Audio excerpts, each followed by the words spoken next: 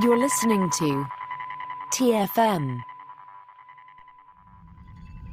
Want to join in the conversation and share your thoughts on this episode? Join the Babel Conference, our listeners' discussion group on Facebook. Just type BABEL into the Facebook search field, and we'll look forward to seeing you there. Hey everyone, I'm Rod Roddenberry, and you're listening to Trek FM.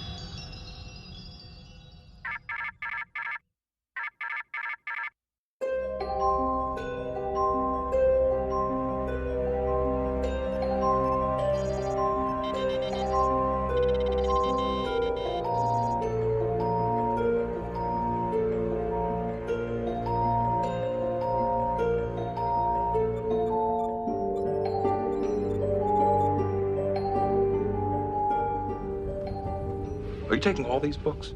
I thought I'd take some light reading. Guess I got bored.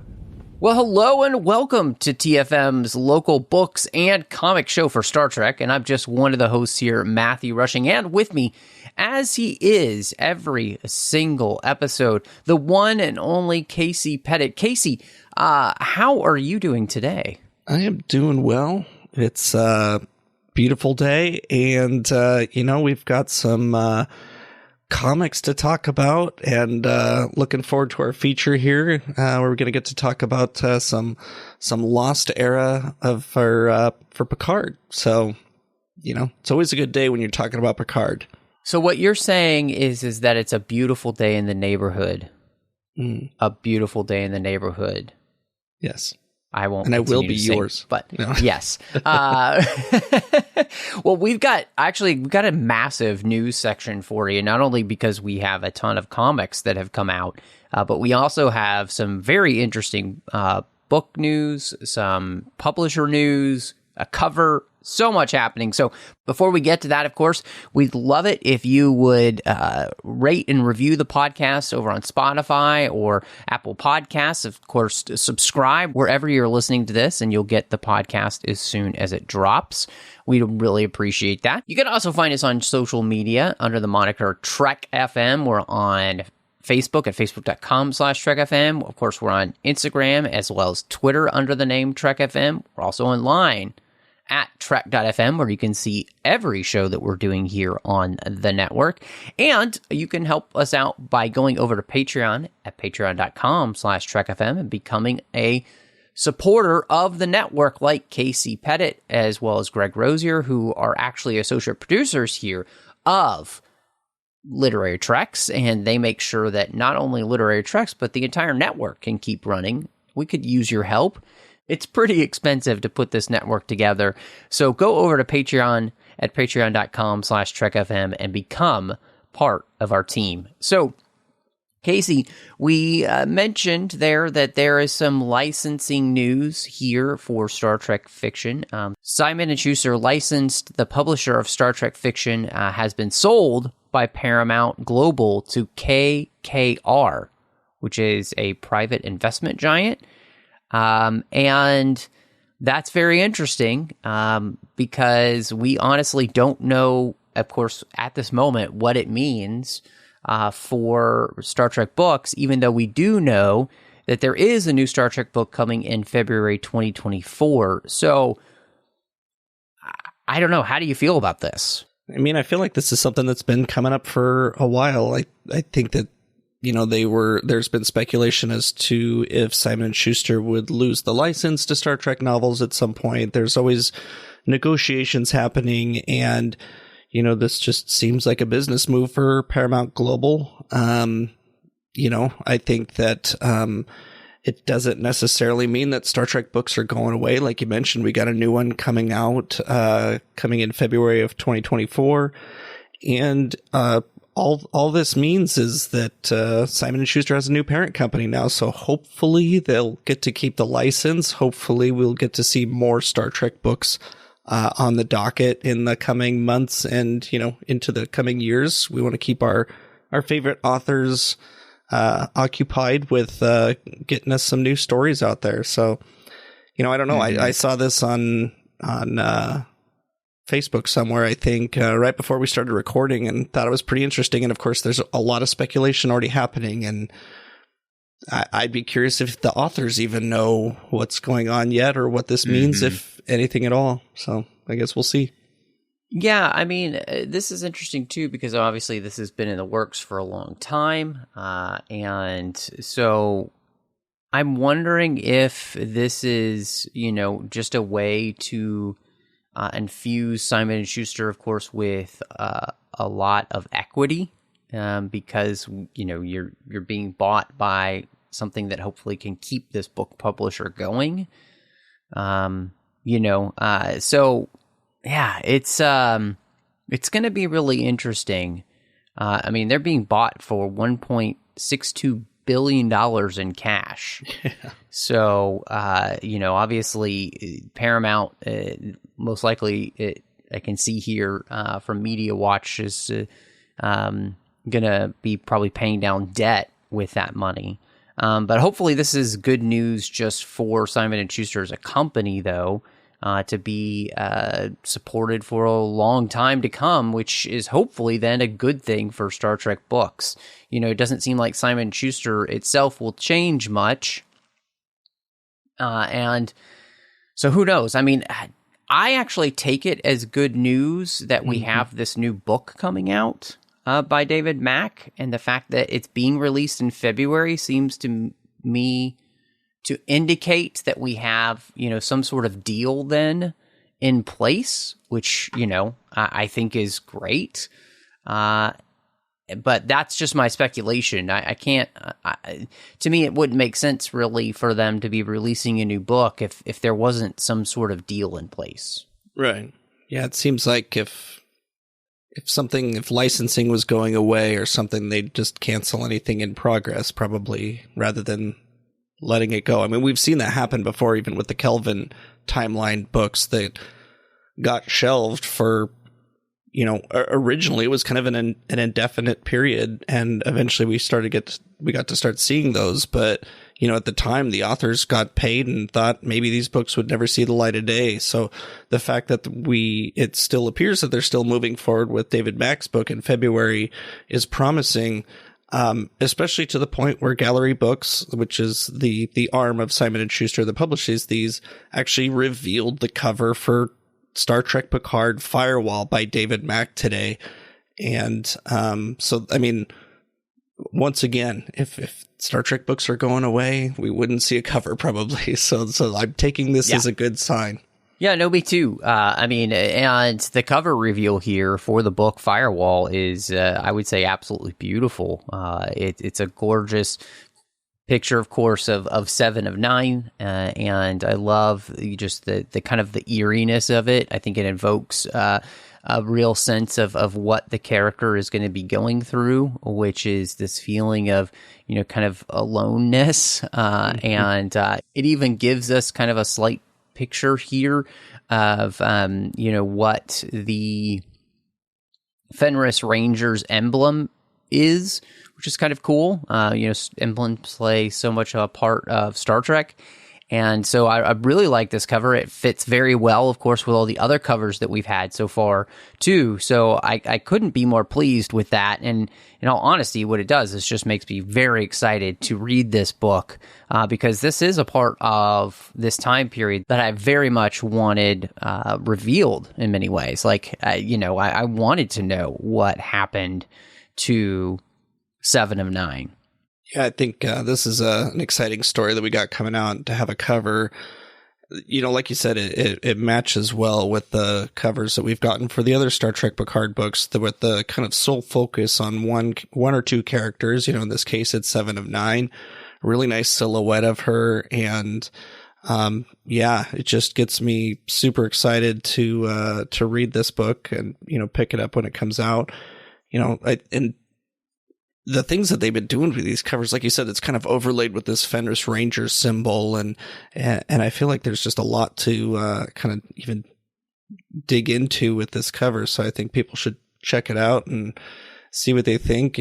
Judge the book by its cover. Well, I definitely would judge this as being a success, yes. And I think partially just because, to me, it really does fit in the line of, the Star Trek Picard covers that we've gotten in the past. It has this wonderful kind of painted look to it, which is really nice. And and again, I'm just very excited to get this book and be able to read it. I can't wait, and in many ways, it just makes me even more excited about the idea of hopefully being able to get the Star Trek Legacy series so we can continue these characters. That's if the strike ever ends. So, well, Casey, we have a ton of comics. We have 5 different comics we're going to be talking about. First one is the Dog of War number 4. And this, they have gone on a mission to retrieve the Borg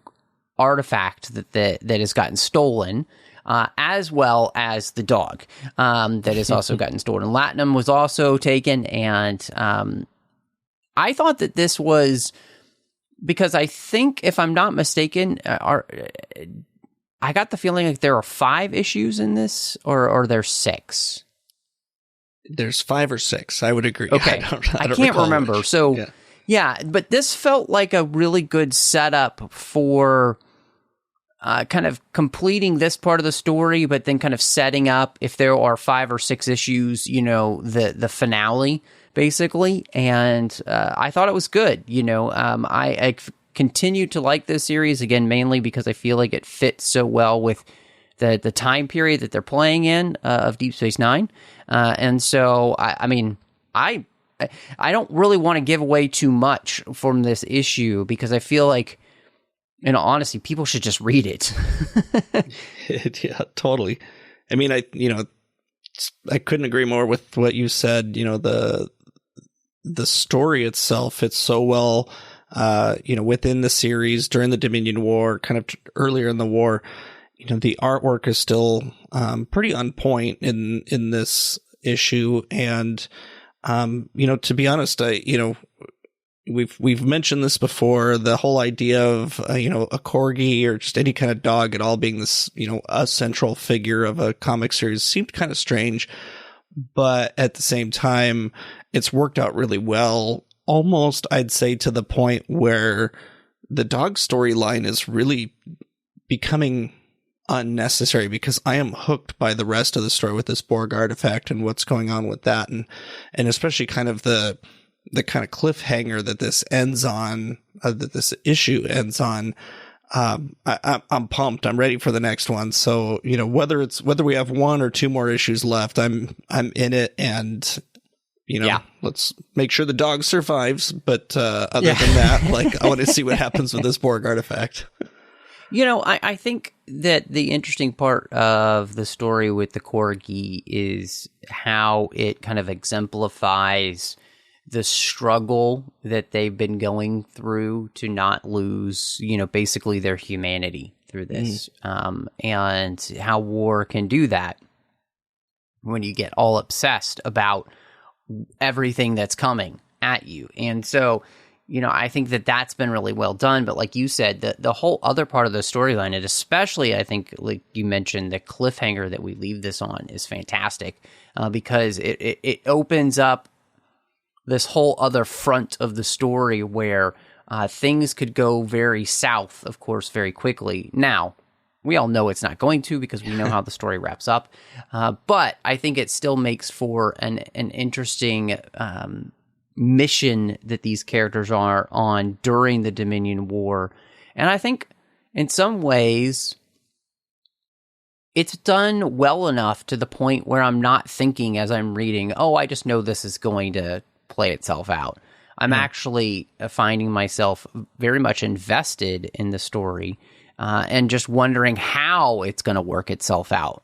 Not feeling like, I just know it's going to work out. And that to me is, where tie-in fiction, again, I think does its best work. If you get me invested enough in the story that's how I feel, that to me is a well-written Star Trek story.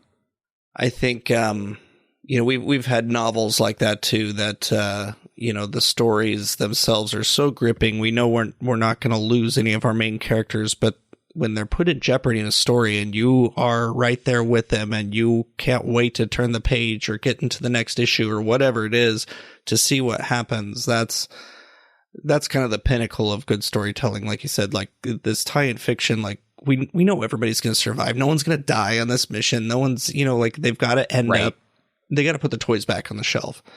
Yes.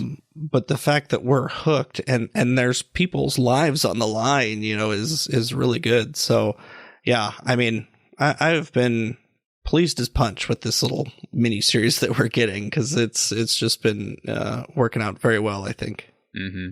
Yeah, I couldn't agree with you more. And it's interesting because to juxtapose that with the storyline that we are getting with Motion Picture Echoes, I'm really fascinated to hear how you feel about this one, because I don't think that, for me personally, I'm quite as invested in this story as I wish I was.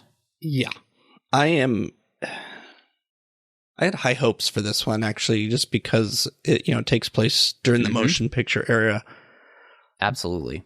But it's kind of all over the place. I feel like, especially in this issue, I feel like it had a decent start, but this issue especially, there were a lot of intercuts and scene switching and everything. It was kind of jarring reading it, like, flipping a page and now we're in a different scene with a similar conversation taking place, or at least that, they're meant to kind of lead into each other. And it's just, like I said, it's pretty jarring. And the artwork in these ones, it's really important for, especially these tie-in comics, especially Star Trek ones. We've got characters that we know and love. And if they don't look like the characters, it can be very hard to really follow the story or be invested in the characters, because they just don't look like themselves or feel like themselves.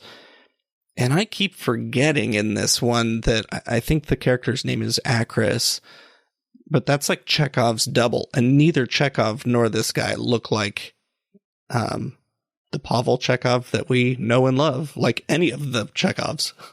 Mm-hmm. That's actually an incredible point. And one that I find myself, and everything you said, I'm just like, and nobody can see me, of course, because we're podcasting, but I'm like nodding my head. Yes, no, I totally agree with you. Like, because I've been feeling that same way, unfortunately, about this, the series. And I, to me as well, I think you hit on something that's, it's not just the artwork. Some of the artwork I've liked and some that I haven't. Mainly, I think you nailed the issues that come around, which are when characters aren't looking enough like the character they're supposed to be, and that has not necessarily been helpful. But on the other side of this, I think you also made a great point that I felt like that the editing of this is just not as smooth as some of the other comics have been. I think many of the comics for these series do a great job of kind of bringing you along in the story and finding a way to, bring you from scene to scene in a way that feels very reminiscent of one of the series. Mm-hmm. And I think that this one has not done that as well, and therefore, just like you said, you kind of feel just a little bit sometimes like it's almost like whiplash happens, I feel like. Yes. Yeah. I don't know that I can really. Obviously, we're going to keep reading these ones. I don't remember how many issues these ones are supposed to go either, but if you really want to read it, maybe wait for the omnibus later. I don't know. There's just story elements in this too. Like the more I think about it, the more confused I get. I forget that there's this whole Bajoran orb element of this story that I don't ever remember where it's going. This one ended on a cliffhanger that was so contrived that, it's kind of like the last one we just talked about, the Dog of War. There's this, we know that they're going to put all the toys back on the shelves and no one's in danger. And at the end, the cliffhanger for this one, I kind of don't care because I know it's going to turn out okay. So. No, I think that that's a really good point. Again, this is one of the things that you have to be really careful with, when you're doing tie-in fiction, is that, you have to make it so that, as we mentioned with the Dog of War, where I forget that that's going to be the case. Mm-hmm.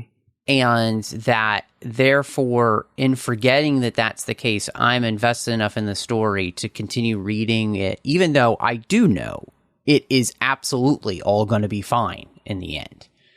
Because I know how this story ends. And like you said, we know how this story ends as well. And yet, it's just a frustration to me that this one can't seem to I don't know. It just it can't seem to quite capture what it needs to. And I think maybe part of that too is we talked about this with the whole idea of being shown in Saddle Up in Strange New Worlds. Cardassian and Bajoran. We had this argument online with some people or whatever. But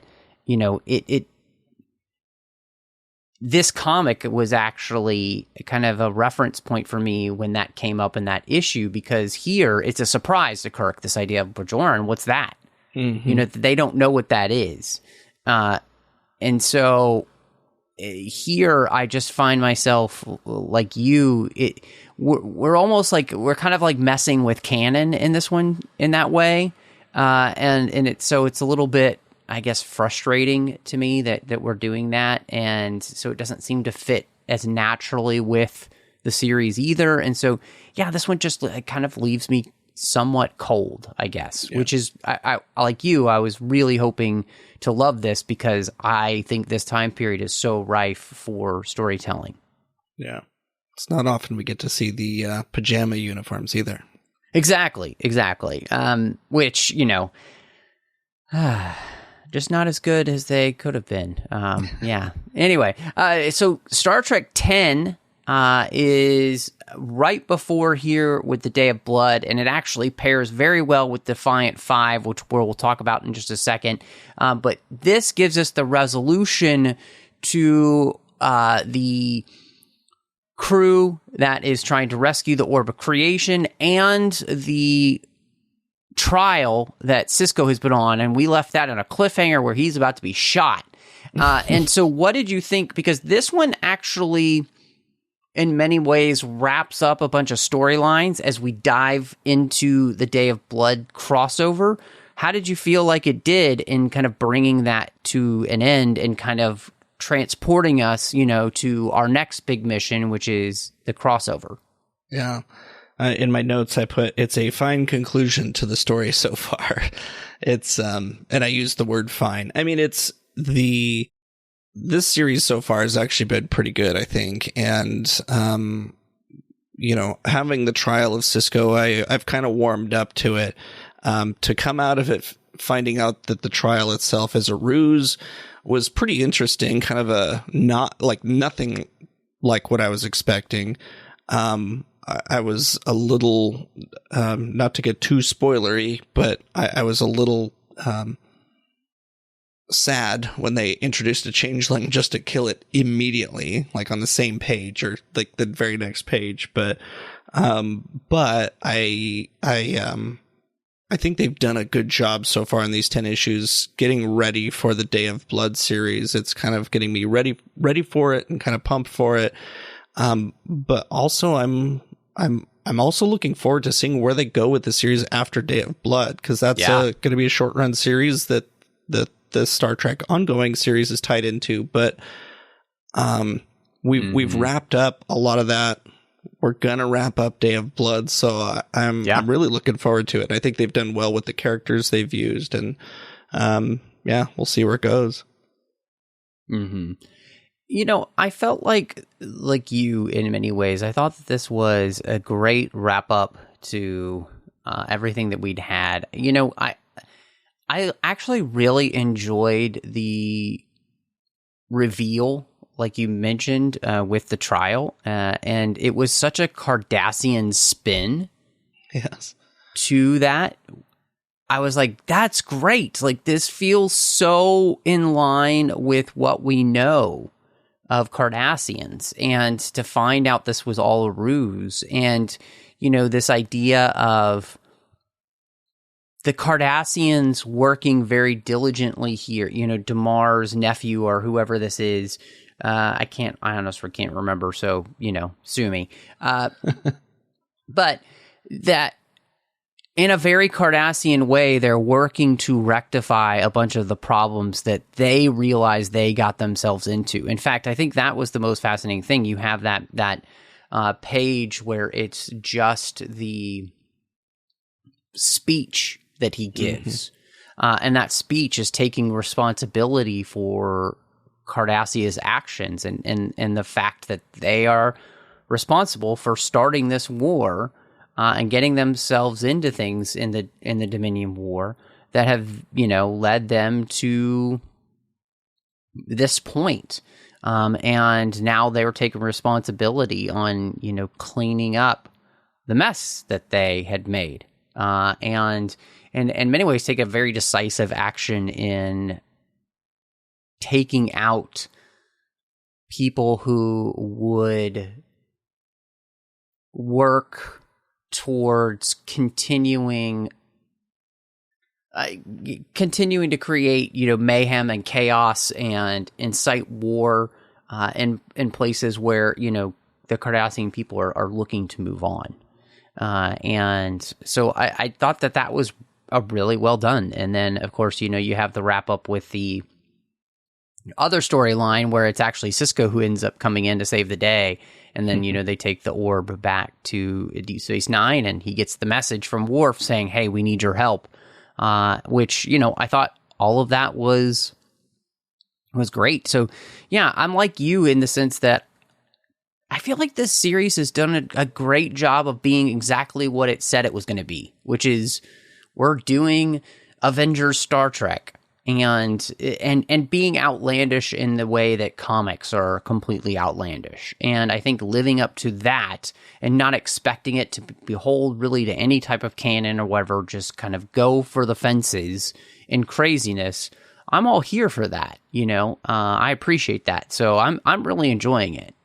Well, Defiant 5 too is one that picks up the storyline for where we left off from that. And it actually gives us a lot of answers that help explain a lot of the things that are happening on Kronos and with Kahless leading into the Day of Blood, which I also found terrifying and fascinating to finally figure out how in the world Kahless himself is orchestrating this whole thing. And basically he's doing it through Ketracel red instead of white, which is a drug that he's addicting people to that are creating this over adrenaline in Klingons, which of course leads them to bloodlust. And so I thought this was really good as we move into the Day of Blood, finally giving into, finally leading into where we've been going this whole time. Yeah.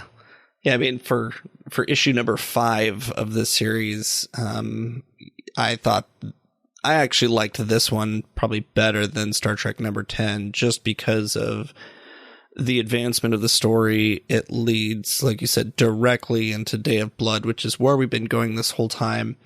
We also just get a lot of good character development, which we've had some of so far, but I feel like it's been somewhat lacking. And so this time we get a lot more. Yeah. And, including Lore, who I'm really curious to see where they take Lore. And he seems like he could be on the verge of being kind of a good guy or an anti-hero or whatever you call that. But he maybe seems like he is still a villain, but maybe just one that wants to not let Sela win. I'm not really sure, but I'm okay with it, and I'm really excited to see where they go. And then, we even get, amongst all of this, Worf, the whole reason he broke off from Sisko's crew was because he was concerned about Alexander, which kind of came out of nowhere because we've never seen that from Worf on TV or anything. But, in this issue, especially, his biggest concern is, at least ultimately to save Alexander from what's going on here. He sees him at Kalus's right hand, and he's heavily involved with this. But to see Worf as the concerned parent, is something we haven't really ever gotten to see before. So, I keep saying it, but I'm curious to see where they take it from here. I'm, hooked on this one, and I think that they've done a fantastic job with it. I like all of the points you made, because I think you really did bring out what this issue does a great job of is we're using these characters, and we know now in canon where many of them kind of go, because we've seen Star Trek Picard, but there are a lot of interesting questions about a lot of characters that were just kind of left on the table. You could do things with, like a Roe or somebody like that. And so I really appreciate the way in which, like you said, digging into that, I felt like, Star Trek Deep Space Nine had done a good job, I felt like, of renewing that relationship between Worf and Alexander maybe kind of feeling like he finds his place more. So I feel like this one does kind of come out of left field, but then to know that, he is being manipulated with drugs as well, I think makes this a very interesting storyline. To me, living in a part of the country where I'm kind of confronted with the way in which drugs can very much hurt people, really brings to light a subject I think is important, So I think that this was a fascinating thing to learn. And, we end issue 10 of Star Trek and Defiant number 5 with the conversation of Worf, reaching out to Sisko and saying, hey, look, I know we've got our differences, but we need your help. And we need to work together on this. And so I think, leading into the Day of Blood number 1, we are finally here then at the first big crossover, and goodness, to me, with what happens in this issue, it does not disappoint. No, it does not. It's, the thing that I hadn't totally put together, and I'm sure tons of readers out there put it together long before I did, but, we've got 2 crews made up of, it wasn't lost on me that B'Elanna was on one crew and Tom was on the other. It somehow never registered that we got Data on one and Laura on the other. That, even Sisko and Worf, kind of, we've got like really close friends, or, in the case of Tom and B'Elanna, a married couple. Even got Spock and Scotty, on different crews that now get to come together, and they literally pair off in this issue, and get Ro and Shax, which is awesome. They clearly know each other, and are somehow connected, not just by being Bajoran, but through their shared experiences and everything. But man, explosive first issue. We've got more dealing with this drug, and the race to catch Kalus, and again, Worf and Sisko have to kind of come to an understanding with each other, which Sisko now understands a little bit more, that he's kind of had a reconnection with Jake about what Worf is going through, or what Worf may go through if he loses Alexander. And so I think we're at the start of something pretty cool here, that's going to continue for, I think, 5 more issues, or 4 or 5 more issues. And man, yeah, this, there was a lot of hype, I guess, in the previous issues leading up to this one, and it doesn't disappoint. No, I mean, everything you said, like, I'm right there with you. I felt like the way that we kind of create this massive disruption of Kronos, with this basically a civil war, by those that are, following Kahless, and of course they're being driven by, enhanced drugs, is crazy. I thought it was interesting, seeing the desire for these enhanced drugs will remind me a lot of Project 12, I think it is, in Strange New Worlds, that Mbenga had created. I think that's what it's called, if I remember correctly. So that whole idea, and of course, tying in with the Ketracel White and this being Ketracel Red, which is meant to, enhance these aggressive tendencies in Klingons to the point of bloodlust. So all of that I thought was great. And like you said, having this combination of crews with the Theseus and the Defiant, and you have all these interpersonal relationships, which is fascinating to me to see them all play out, between Tom and B'Elanna, and you don't really get Scotty and Spock, unfortunately, but you get Spock and T'Lir, Worf and Cisco, all of these things where we're putting these characters together, which is really fascinating. And then what's happening there on Kronos, and the way in which this could spread across the galaxy and completely disrupt the peace that we have after the Dominion War is terrifying. And so, and the way in which this is subtly then playing too with, the orb of destruction and the orb of creation, to me, I've always loved the exploration of the Bajoran culture and, with the prophets and all. So that's one thing that I'm super excited actually to get more of as we move forward. So I think this is a very successful start to the Day of Blood series. And I'm just I feel like on the edge of my seat to see how this is going to play out, because in the way we're doing this story, anybody can die, anything can happen, and that makes it a lot of fun. Yeah, absolutely. It's, I'm glad we're out of the mirror universe. The Klingons are pretty interesting to explore at this point, especially this Kahless that, we haven't gotten really much of throughout the shows, this clone of Kahless. And so for him to be the one that's kind of leading this pseudo revolution against all gods in the galaxy is pretty cool. And, it's a way for us to explore the Klingons as a culture, as a warrior culture.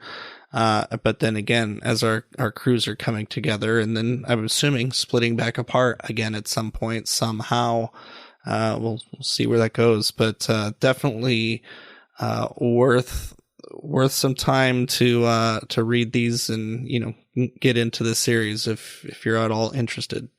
100%, Casey. And I think, maybe it's time, we dive into our feature and discover Picard's buried age. I'll grab my shovel. Well, Casey, after a extensive run of books that we were not in love with, we decided to try out a book in the Lost era. And this one deals specifically with Picard in his Lost era, between what we know of his captaincy of the Stargazer to his captaincy on the Enterprise. So we are going to be digging into Picard's Buried Age in The Buried Age by Christopher L. Bennett. And because this book is about that transition from his time on the Stargazer to the Enterprise, the first thing I wanted to know from you, because we haven't talked about our thoughts on the book really much, and how did you feel like this does in that specific purpose of filling in those gaps of, how we get Picard from, and we had the Stargazer books too. You saw them specifically the Michael Jan Freeman books, and so we kind of know some of that history. And of course, we know Picard being kind of a different person by the time he gets to be in command of the Enterprise. So, how does this fill in the gaps for you?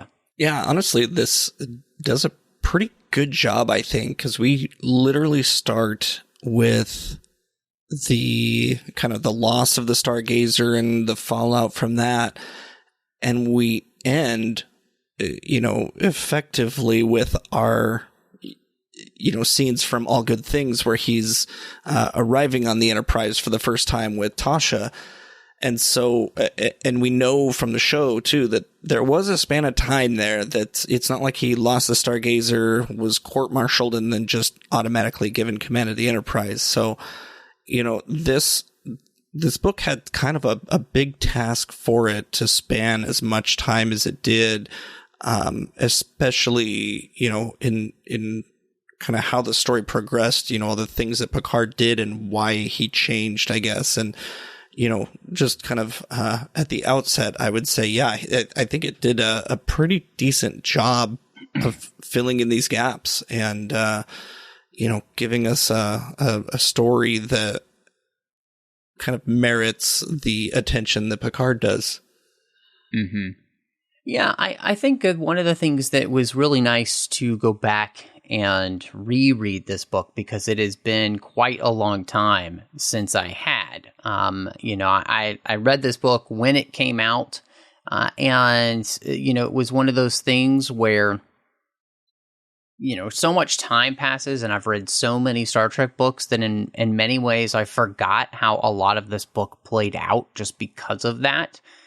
Which, in all honesty, happens quite frequently for me, just because after a while, in many ways, I feel like, and this is not really a criticism, honestly, of Star Trek books, but there are just so many Star Trek stories now, from the shows to the books and everything else. It can be difficult for me to kind of keep in my mind exactly how all of these stories play out. This book is from 2007, and so it definitely been a while. And I think the first time I read this was maybe 2011. I think that's what I at least had on Goodreads. So that said, I think, like the most interesting part about this is that Picard is a character that we know so well, especially from TNG. And then, the books that we had by Michael Jan Freeman kind of presented us with a Picard who, in many ways, was much more easygoing, much more laid back. And even in this book, of course, Picard is very much like that as well at the very beginning, with this mission where, of course, we get the Picard maneuver and, he saves the crew of the Stargazer. And, what's most fascinating, though, is the way in which I felt like this book, I think its best thing that it does for Picard is to explain to us why he's so reserved as captain of the Enterprise when it comes to his crew, because of the ways in which he's basically been betrayed by two major people in his life. And those two betrayals lead him to very much cut out the relational aspect with his crew, other than, trying to be a captain that they can come to and have conversations with, but, being somebody who doesn't really share his personal life with anyone anymore. And I thought that Bennett did a great job of, giving us a few different instances where basically people have kind of betrayed that, where he's allowed somebody in and then they, make use of that very well, especially just right at the start of the book during his trial. Yeah, I mean, I'm really glad that there was, more than just kind of one event like that, because especially somebody like Picard, he's not someone who changes who he is based on one little thing. I mean, we even saw in Tapestry, like, how kind of reckless he was as a youth, and even that, like getting stabbed in the heart, wasn't something that changed his life forever. Obviously, it had an impact on his life going forward, to where if that didn't happen and he was always his normal self, or that we know him now, things would have turned out differently. But having multiple events getting, between how Philippa Lavoie treated him during his court-martial, and I mean, especially for that, she's saying she's just doing her job, but it seems like it's more than that. But but for him, it's a huge impact on him. And then he gives his heart away to Ariel in this. And, you know, and when the betrayal comes there, he even questions, you know, was it him, or did Ariel kind of, almost, hypnotize him, or, you know, make him fall in love with her for her own plans, or did he do that? But regardless of that, you know, you could see him throughout the book just becoming more and more guarded, like we know him, and for, I feel like, legitimate reasons. It wasn't, like I said, it wasn't just a singular event. It was meaningful things that have happened in his life that we as the reader even become invested in this relationship with Ariel to where I felt bad for the guy, you know, when the betrayal finally does come. So I agree. Bennett has done a great job here of taking us through that kind of time and seeing these kind of almost micro changes, but then making it make sense for us, like why he's so different by the end. Mm-hmm. Yeah. You know, I think that, you know, too, at the beginning there with Philippa and the way in which she turns on him, I mean, it's just so sadistic, really. Yes. The way that she, and she's, it's kind of gross too, the way that she has no qualms about, you know, taking on Picard like this. And she's so out of order, you know, I mean, the way in which she's so sold out to her job to try and prove that he's responsible for something that he's not responsible for, and that he legitimately, you know, saved them, and the crew of the Stargazer. I mean, the whole thing was absolutely 100% gross, you know, and then of course, like you said, you know, you compound that with then in this book, his betrayal by Ariel, and it's something that's really interesting, and there's also this thing I thought that was really fascinating of, you know, Picard, because he does not see himself as somebody that is capable of becoming someone who would lean into a feeling and a motivation like vengeance, he does fall into that. And that, I think the book goes to show for him that you can never think so highly of yourself that you can't see yourself doing something. Because that's when we become susceptible to those type of things. That we, you know, if we want to be a person of character and morality, we constantly need to be vigilant against these kind of things.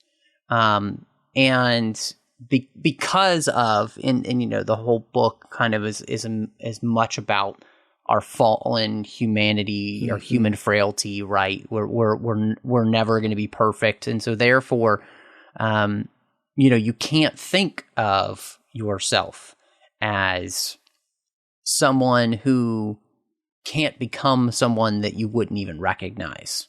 And I thought that was really interesting to me. Yeah, I agree. The trials that he's put through in this book, he's almost letting his failure, especially with the Stargazer, but even with Ariel and her people, he's letting those failures, if you want to call them that, define him, because he's gotten so used to being kind of this great captain who, you know, took command of the Stargazer when the captain was killed and became the captain of that ship for 20 some years. And, you know, got so focused on his failures that, especially with Ariel and her people, letting that lead to this vengeance. I mean, he personified Ahab in some ways in this book, and, you know, chasing the white whale. And, you know, he realizes that obviously towards the end, and with help along the way, but he cannot over these years let go of the fact that he failed and he has to be the one to fix it. to the point where he's left Starfleet, he comes back to Starfleet. He's doing whatever he can to position himself to essentially exact vengeance, but to really make up for his failures, and thinks that the way he's going about it is the best way. And it was, a lot of great character development for him there to see all of that. No, I'm glad you brought that up, because, the idea of failure and what we do with failure is such a part of this book. And what we realize, and I like that you point out too, them bringing up the idea of Ahab, because this book, I think, plants that seed that this is a part of who Picard is, to kind of become obsessed with fixing his failures. And that if he can't fix his failures, it kind of drives him crazy. And what we see here is that then him and Ariel, who's Manroloth, I think. Manroloth, however you want to say it, she and her people are two sides of the same coin. And there was this beautiful quote that I thought, really stood out to me at the end of the book, where Picard is kind of sharing something that is the culmination of a lot of thoughts that have been percolating for him from conversations he's had with Guinan at this point, and even at this point with Counselor Troy. And he says, sometimes we must learn to accept that we're simply not meant to succeed at everything. We must accept our failures, and we must forgive ourselves for them. Otherwise, he went on ruefully, we may become so obsessed with our efforts to repair our mistakes that we are blinded to the other priorities and end up causing more harm, first to ourselves and eventually to others.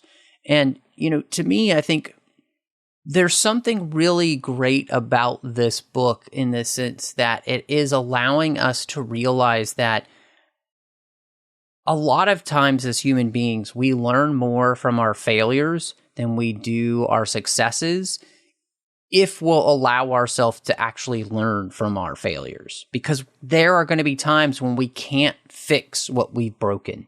We can't fix what happened. We just have to find a way to grow from it and move on. And that's one of the biggest complexities of what it means to be human. And I thought that was a phenomenal part of the book. Yeah, definitely great messages in here. And, it's kind of true to a lot of the things that show up in Star Trek throughout the years, on screen, especially. A lot of times we are seeing episodes that bring up something out of somebody's past, a past mistake or whatever. Think of the Pegasus, the episode where the Admiral comes back to meet with Riker to find the old ship that they worked on the cloaking device illegally and covered it up.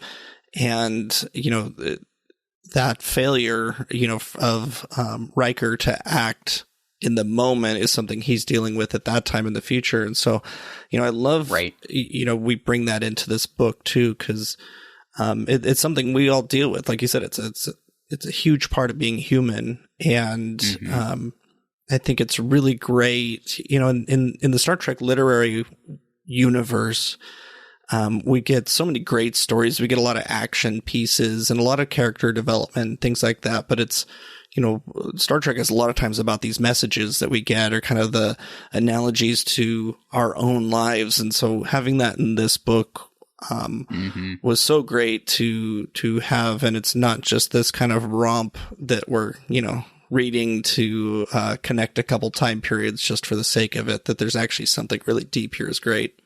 Yeah, I think that you mentioning that reminds me so much, and I think we come back to this a lot here on the network, but it's one of those things that Kirk says it in Star Trek V. I need my pain. What he's saying is I need my failures. I need to have learned the lessons of those failures so that I can move forward. And that carrying them with me is what allows me to be able to do so. And to me, I find, that whole idea fascinating. I love the way in which Bennett sets up this character who, TNG in many ways kind of makes a saint out of Picard.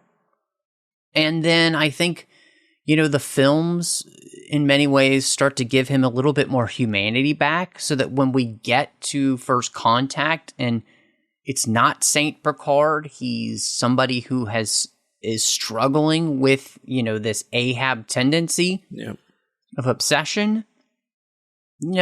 This is one of the places where I think this book actually helps in making TNG and then it fit together with, what happens in First Contact much better. Because we now understand that this is actually something that Picard does struggle with. And therefore, it's something that, is not something that is surprising then by the time we get there. Which I thought, is really nice. Yeah, and I mean, even with his love life, I think even Beverly is mentioned in here, and it might have been Guinan that said something to him like, didn't you have a thing for her? And he said in here, and I spacing on whether it was before or after, like kind of everything that went down with Ariel, but he admitted even this early on that Beverly will always be his best friend's wife. And, so even more it's tying it to, there was always this kind of will they, won't they throughout TNG until we get to like season 7. And, at the beginning of TNG, that was still a pretty fresh, wound for him, losing Jack and then all the failures now here from this book and, with love, especially. So, just once again, tying it all together. Yeah, no, I think that's a great way to kind of piece all this together, where you've just got this character who is so much more complex, I think. I do think that that's one of the struggles of the series, is that, there's just not enough complexity to the characters, unfortunately, in a lot of ways, because there wasn't allowed to be. And, this allows there to be more complexity, which I think is pretty fantastic. And I'm really glad that we're allowed to explore these characters in more detail. And I think it makes it much more interesting than to have that. So we have this whole new race of the Manroloth. I think that's how you say it again. I don't know. So I'm sure somebody can correct me if they don't like it. But this is a pretty fascinating race, because this is a race, and it's a part of this mystery in his studies, because he decides to go and earn a doctorate in archaeology. And this is a race that's from 600 million years before the 24th century. And they had become a group dedicated to basically being helicopter parents of the galaxy, and wanting to connect races together and keep them from, going down the most destructive paths, and fostering peace. But it's peace that's based off of a bit of coercion, because they're able to sweet talk people into basically doing what they want. And they decide in their hubris to not only try and connect this plane of existence, but other planes of existence that transcend the plane we live on. They create a device that can do that. And when they turn it out, they basically wipe out the entire galaxy. And that's where this big kind of extinction event during this time period had come from that Picard was studying. And so I'm fascinated to see, what you think of them as a species, because, Christopher L. Bennett is no slouch when it comes to creating new alien species for us. Yeah, and this is especially unique one, I feel like, in our literary works that we've had, and especially, we've never seen anything like this on screen. It's really an interesting way to take this, because you could have just taken any old race like the Organians or the Metrons, or the Q, even like that. You could take any of these that are on a different plane. Mm-hmm. This almost could have been just a Q story, but it made it so much deeper by having an alien race. And like you said, because of their hubris, they want to bring everybody together and end up accidentally practically destroying everything. And it's just such a good kind of analogy, because they even compare it later in the book to the Federation, and how, once they become kind of a villain in this story, they liken what they did to what the Federation is trying to do as far as bringing everyone together, reaching out in peace, ultimately accidentally causing destruction. And the Manroloth basically, once they come back into being in the 24th century, try to do this again. They're actually they're almost trying to reverse it by keeping everybody at home and saying, we'll just give you all the knowledge you want and just stay home. Which obviously doesn't sit well with any of our people, but to have a race of beings like this that's so old, is interesting, because, I just finished reading the first Wheel of Time book. And so if you think of time as the wheel, like they were kind of earlier, an earlier time period, basically, before other civilizations eventually rose up, going through these periods of history. But, through the science of this book, they come back, and I thought the best way, I thought this was that these people were introduced in the best way possible by having Ariel as someone who didn't really remember her past. Like, she kind of had some ideas, but it slowly was coming back to her over time, so that we're learning about them at the same time as she is. So it's we're not just getting a big info dump about this species, about this race. We're getting it in small pieces, which kind of creates a mystery. So, all that to say, like, I thought these were really well done, a very interesting race, and just added a lot of, mystery and complexity. I mean, they're not just bad guys. They're not just good guys. They're complex beings, which I thought was really good. Yeah, I think that, to me, one of the most interesting parts of this was that their intentions are good. I made the joke about being the helicopter parents of the galaxy, and their intentions are good. But the problem with their intentions is that they don't allow people to learn the lessons for themselves, earn the knowledge that they're getting. I think there's a lot to be said, and we just had the movie Oppenheimer come out, and you think about this idea of, earning the knowledge for ourselves and what it means to do that. And then you have more responsibility when it comes to that. Of course, Jurassic Park is a perfect example of that type of storytelling as well, when we're talking about that.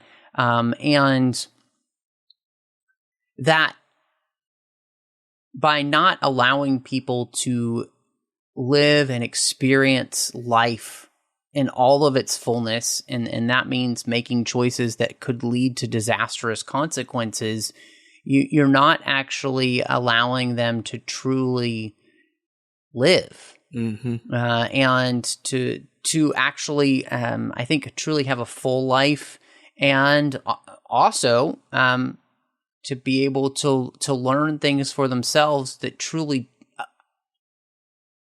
make them not want to do things again. Our experiences are what make us who we are as beings. And that does not mean, and they use the analogy of parents with children. And that doesn't mean that parents don't do all they can to raise their children well, to teach them well, to hope that they'll learn from the parents' experience and other experiences that they see without actually having to make those mistakes. But, you train up a child in the way it will go, and you hope that they won't, screw up in the end, right? To the point where they can't make it. And yet that's exactly what this race is wanting to do to the galaxy, is to keep them from making the worst mistakes and or foster peace. But it's a peace that's forced on people without them actually having the understanding as to why peace is better, right? And so I think it's just really fascinating. And again, I think Bennett does a great job here. I think it does become slightly cumbersome when we're talking about the mega years, with all of these millennia and millions of years that have passed. That can become a little bit difficult. We'll talk even more about that in a little bit. But I did think that this was a fantastic race that allows us to be able to see how even the best of intentions can pave our way to hell, right? And that's exactly kind of what happens, right? They have the utmost of intentions here of trying to really connect the galaxy. And when they do that, they destroy it. And yeah, I mean, that's phenomenal, right? That's a great story. Yeah. And it kind of ties once again back into the idea of failure and trying to fix your own mistakes, with them when they come back and, they've destroyed the galaxy already. And now a kind of a new one has risen up over these millennia. They kind of want to stop the expansion. And, like I mentioned before, they're afraid that the Federation's just going to become a new version of them where they end up accidentally just destroying everything. And I thought that there was one place kind of right in the middle of the book that, when they're basically, talking about this data that's basically stored in a black hole somewhere or on the event horizon. And that if we just get this information out, we can give you all the knowledge you ever wanted. And Picard is actually concerned of what humanity might do or what any of the, myriad alien races in the galaxy might do, and says he wonders about the Prime Directive implications, except that we are now the primitive civilization, and are we really ready for this kind of knowledge?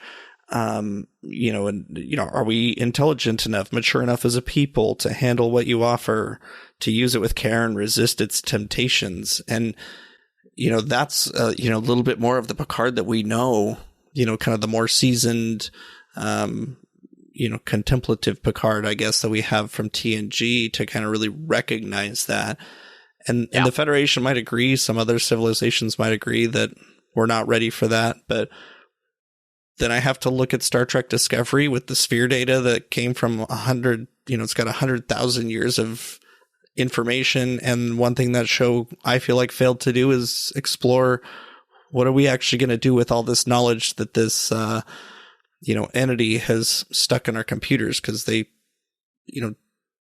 go into the future to protect this data and then they don't ever do anything with it again. And so, I think having, even if they'd said something in Discovery like this, this is where I think this is really strong in this story, is Picard, or at least somebody speaking up and saying, that's great that we can get all this knowledge, but we're not ready yet. And, like you were just talking about, we need to learn this ourselves. Like, we can't just we can't have it handed to us. That's why we have a Prime Directive. Right. Yeah, I think that's the thing that is really interesting about this, is that you do see the ways in which knowledge is not always better. Too much knowledge can be something used to destroy ourselves. And so being aware of that is an important thing. And because, again, it's really the Jurassic Park lesson. If you don't earn the knowledge yourselves, you probably haven't learned the consequences of how that knowledge can be misused in a way that can be very damaging. And I think that's the thing to me that's so fascinating about this story, right? And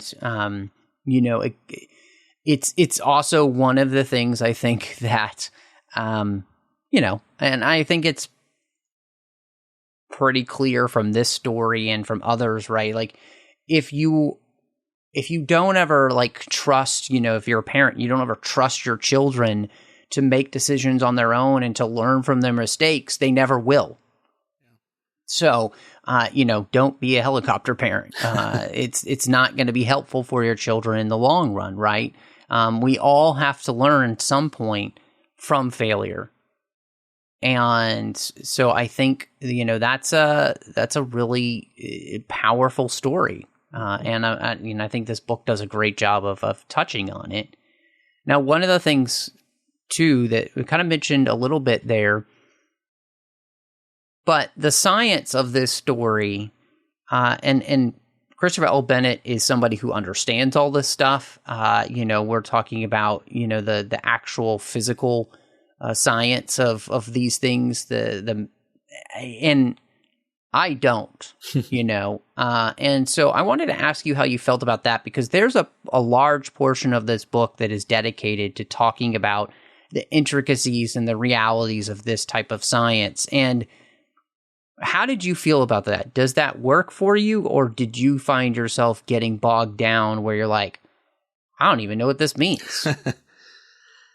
Yeah, it was, it definitely goes deep into the science, which, on the one hand, I can see that a lot of readers might enjoy that. One of the things about Star Trek is, even though it's science fiction and in some ways can be pretty fantastical, one of the things I've always loved about it is how it's as grounded as it can be for science fiction. Even the shows have science advisors and, trying to make sure that they aren't fully diving into fantasy. But I will say that this book did go a little deeper than I'd probably care for as I'm reading a Star Trek book. I probably could have done with just a little bit of techno babble to explain some things rather than, explaining how a black hole works or, how the time variance between,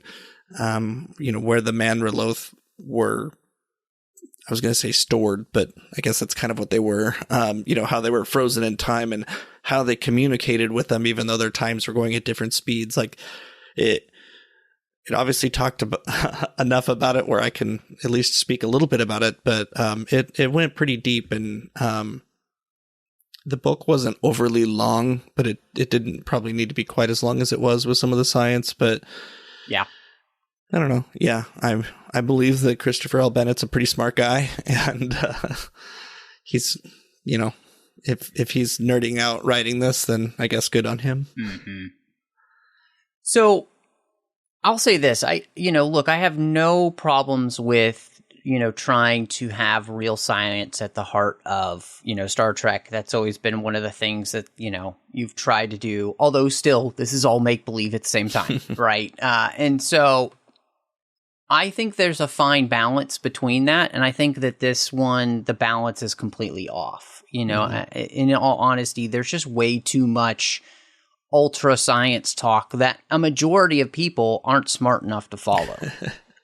In all honesty, I know a little bit about some of these things, mainly from, Star Trek and some of my interests in, space itself and that kind of stuff. But like, it's very layman centered, right? And I don't really know of anybody who, other than somebody like a Bennett or a scientist who really understands this stuff when you're writing it out.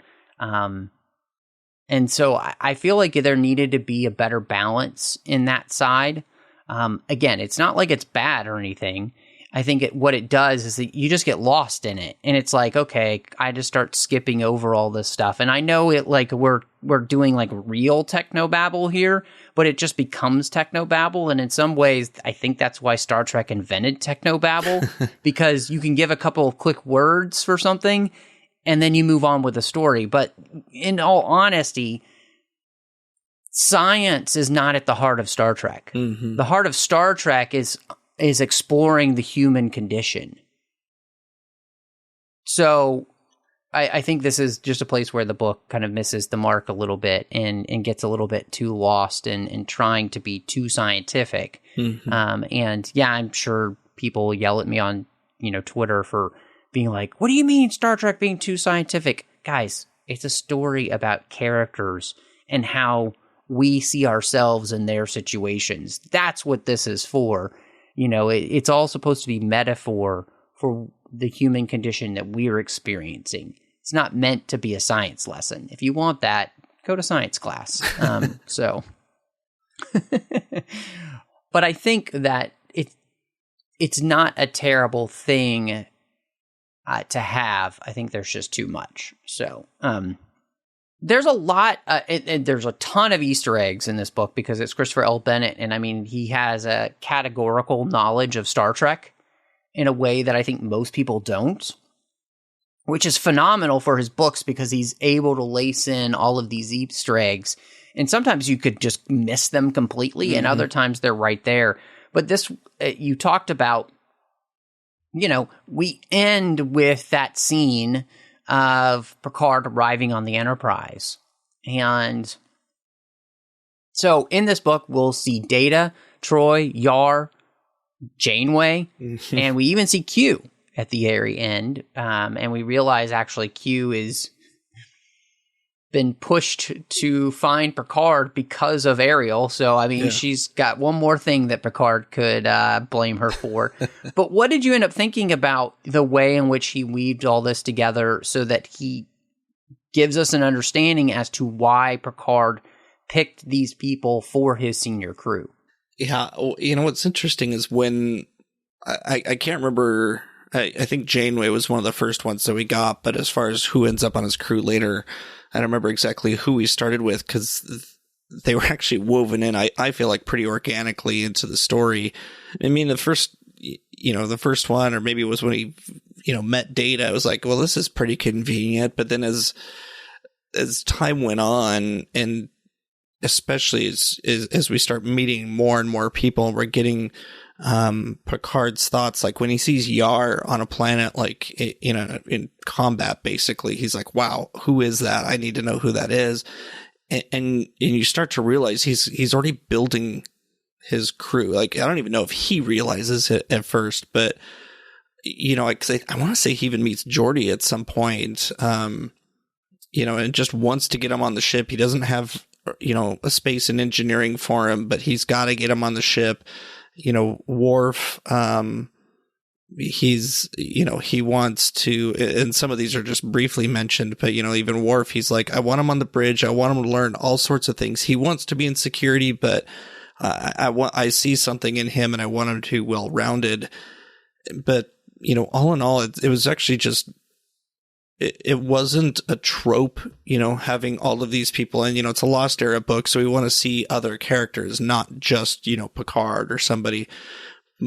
But the way that these characters are used here, between Data, Troy, Yar, all the rest of them, and seeing that by the time he becomes captain of the Enterprise, he's actually thinking back to people that he has worked with over the last few years and thinks about who he could use to build the best crew that he can. And, even with Yar, I think he has to kind of, call in some favors basically to get Yar on his team. And so I thought that it worked out pretty well. And the characters that he used more than others, like Data and Troy, I thought were well utilized. You can even start to see some growth in Data from kind of this childlike being to a little closer to what we're seeing him as in TNG. But yeah, overall, I feel like they were used pretty well. And, if you're going to set up TNG, if you're going to, end with him coming on board the Enterprise, we know that a lot of these, senior officers weren't just assigned to him. So it's kind of cool to see how he's picked some of them. Yeah. No, I definitely agree with almost everything you said there. I think maybe the one that kind of I felt like maybe was a bridge too far was the whole Q part. And again, that Q's conversation with Ariel on this, next plane of existence is what kind of causes him to go find Picard and put him on trial. I thought maybe that one just felt a little bit like too much, but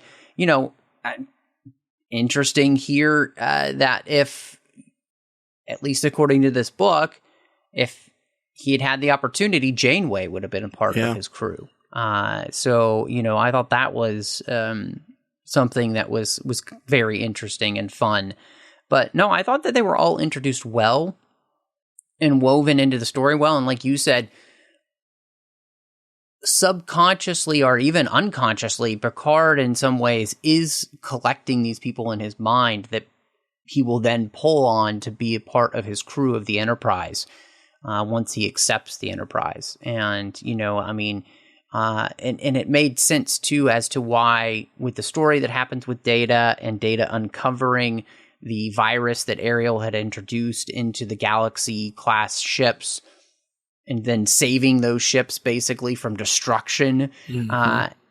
The reason why he would trust him when other people might not, because he's had this experience with Data and he sees what Data is, capable of. Same thing with his relationship with Counselor Troy and why, he would trust her as well. And be willing to share, his feelings because they've gotten pretty deep in this book. And so I thought all of that was great. And then, a person that we haven't mentioned, but, one of the big parts of the story is his relationship with Guinan and how, they've gotten to know each other and about, even in some ways, I think she's the most benevolent version of the parent still subtly nudging people in ways that they should go. And part of that is because she knows the future and because of what happened in Time's Arrow. And so, but I really enjoyed getting to explore her relationship with Picard in that way. And I thought that made for a really nice, it's not an Easter egg, but it's just a really nice story point that allows us to understand as to why Guinan would come and be a part of the Enterprise crew and work in 10 Forward. When, she seems like such an enigma, this kind of answers some of that enigma. Yeah. Yeah, she was really well utilized here. I'd never read the Stargazer books, and I know she, pops up in there, but, she was very well written and very similar to how she appears on the show. Like the Guinan that we know who she never gives advice outright or tells Picard exactly what he needs to do. She always just kind of nudges him. And to see her in that role here, knowing that, when she runs into him in this book or, when she, comes to him, she recognizes him as closer to the person that he is when she met him back in the 1800s, than the first time they met back in the Stargazer books or whatever. And so she's seeing this path that he's going down and kind of has to be that voice of reason for him, or the kind of, like you said, the kind of gentle nudge that a parent would give to a kid to let him live his life, but still kind of gently push him in that direction, to the point where by the end of the book, she kind of feels comfortable that he's now as close as he's going to get to the person that he will meet in the person, or that, he will be in the future when she meets him in the past, or however confusing that can be. But yeah, I thought, there was just enough Guinan in this book. I feel like they could have really gone overboard with her, had her a huge part of this mission or whatever, but I felt like it was kind of the Goldilocks scenario with Guinan. She was just right. No, I think that's a great point, actually, with Guinan there, and that, her connection with Picard and knowing what he's going to be, and kind of understanding too that time could be thrown off if he doesn't turn into the person he needs to be, and in some ways she's a part of that, and giving him just the nudge that he needs, and all of that I think really worked well. And I like what you said too, that she's used perfectly. I think like it's just enough, and I think too much of Guinan it's almost like too much of Yoda in Star Wars. Like, I don't really want to know about Yoda's background because there's something more exciting about the character being more of an enigma than completely somebody that I know every single thing about. And so I think Guinan in many ways is the same with, Star Trek The Next Generation. I like that we don't know everything about her. And so, I feel like we really haven't had too much about the book that we didn't like so far, which has been a nice change of pace for us here on Literary Treks recently. But what do you think that you would rate The Buried Age? Yeah, this, it's, especially when you compare it to a few of the other ones we've read, it's very, very good. But I would give this one 3.5 information storage black holes. I think, we've kind of dumped a lot of praise on this book, and there isn't a lot I'd say that's really bad per se, but the first half or so is a bit slow. There was some, it took me some time to really get into this. I flew through the last probably 100 pages of it, but the first bit of it was a bit slow, but yeah, I think take out some of the sciencey bits, I don't know what else to say. We've said it all, I guess. I'll just go with 3.5. Where did you land? I had this book originally rated, I think, as 3 on Goodreads. And aside from my frustrations that I mentioned, just about it being there too much science, you kind of get bogged down in that. I feel like I'm going to be generous and give this book a 4 instead of a 3.5 because maybe it's because of the previous experience that we've been having with the books recently. But I think that the thematic elements in the book really do come together in a way where, all of the storylines are kind of pointing towards the same thematic elements.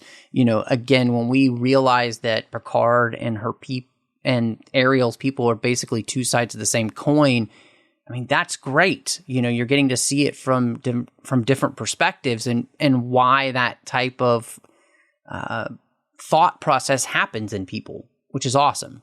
So all in all, I'm going to go with, 4 out of 5 black hole repositories. Well, it's nice to have something with a lot of meat that we can talk about. We don't talk for 50 minutes about books that we're giving 1 and 2 stars to. So, it's a good one. And, I'm really looking forward to what we got coming up. I think Cast No Shadow is our next one, kind of getting back to the TOS era, and, some other good things coming up. Yeah, I can't wait, Casey. I think we've got a lot of fun stuff coming up here in the fall for everybody to check out. I am very excited to dive into the Monster Maroon era with Cast No Shadow. But before we get to that, where can everybody find you, Casey, if they want to see what else you've got going on and maybe wanted to connect with you about Star Trek books or anything else? Yeah, I am pretty active on Goodreads, or as active as one can be on Goodreads, I guess, and also on Letterboxd, Twitter, Instagram, all at Knitting Trekkie. And then you can also find me on Facebook in the Babel Conference, which I would definitely encourage people to go to and like and follow and comment. Would love to hear what people thought about this book and any others. And Matt, where can people find you when you are searching the galaxy for this elusive black hole? Well, when I'm not doing that, you can find me all over social media under the name Matt Rushing02. You can also find me, of course, here on the network in the 602 Club, talking about all those fandoms outside of Star Trek we love. So we hope you'll do that. And then I'm doing Warp 5, The Orb, Saddle Up, and The Artificial Tango.